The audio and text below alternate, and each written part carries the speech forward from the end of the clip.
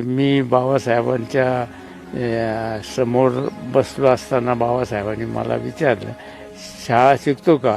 म्हटलं हो, शाळेत आत जातो मी. बाबासाहेब अतिशय देखणे दिसायला, नाक डोळे तरतरीत.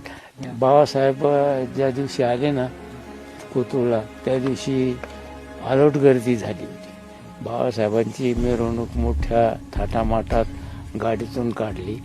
बाबासाहेब नेहमी सुटाबोटातच दिसायचे, साध्या याच्यावर कधी दिसले नाही. बाबासाहेबांनी फार मोठे उपकार केले समाजावर. इतका जसा असा कोणी सापडणार नाही.